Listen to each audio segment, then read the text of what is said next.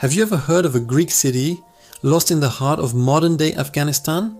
A place where East met West long before the Silk Road as we know it? Today, we're diving deep into the sands of time to uncover the story of Alexandria on the Oxus, also known as Icannum. What happened to this magnificent city, and what secrets does it still hold? The story begins with one of history's most legendary figures, Alexander the Great, as he marched his armies across the Persian Empire. In the 4th century BC, he founded dozens of cities named after himself. One of the most remote and mysterious of these was Alexandria on the Oxus, strategically placed at the confluence of the Oxus and Kuksha rivers, in what is now northern Afghanistan. While some historians believe it was founded by Alexander himself, others argue it was established a bit later by a successor in the Seleucid Empire. Either way, this was a Greek city, a bastion of Hellenistic culture, planted thousands of miles from the Mediterranean. Imagine it, a thriving Greek metropolis in Central Asia. Icannum wasn't just a military outpost, it was a vibrant cultural and economic hub. Archaeologists have unearthed incredible evidence of this. They found a massive palace, a gymnasium for athletic training, and even a theatre capable of seating 6,000 people, all built in the classical Greek style. Picture Greek colonists, soldiers, and merchants walking through colonnaded courtyards, watching plays by Sophocles and discussing philosophy, all while surrounded by the stark, beautiful landscapes of Bactria. The city's architecture was a stunning fusion. Corinthian columns stood tall, a hallmark of Greek design, yet the building materials, like mud brick and wood, were local. This blend of cultures was everywhere. Inscriptions in Greek have been found, including philosophical maxims from Delphi, showing a deep connection to their Hellenic roots. At the same time, artifacts reveal a rich exchange with the East. You had Indian ivory, Siberian gold, and Chinese silks flowing through the city. Icannum was a crucial node in the early trade networks that would later blossom into the legendary Silk Road. It was a place where Greek gods might have been worshipped alongside local Bactrian deities, a true melting pot of civilizations. This wasn't just a city, it was a testament to the incredible reach and adaptability of Hellenistic culture. So, if this city was so prosperous and important, why did it disappear? What great catastrophe led to it being called a lost city? The answer lies in the turbulent history of the region. The Greco-Bactrian kingdom, of which Icannum was a major center, was constantly under pressure. The beginning of the end came not with a single dramatic battle, but with a series of migrations and invasions. Around 145 BC, the city faced its first major blow. It was attacked and overrun by nomadic invaders from the north, most likely the Yuezhi people, who were themselves being pushed westward from the steppes of Central Asia.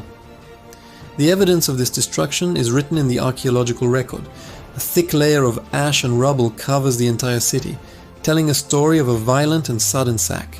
Palaces were burned, statues were toppled, and the Grand Library, which may have housed priceless Greek texts and scientific knowledge, was likely destroyed. The invaders didn't just conquer the city, they seem to have systematically dismantled its Greek identity. The mint was destroyed and the administrative centers were burned to the ground. This wasn't just a change of management, it was the end of an era. The Greek-speaking elite were likely killed, captured, or forced to flee.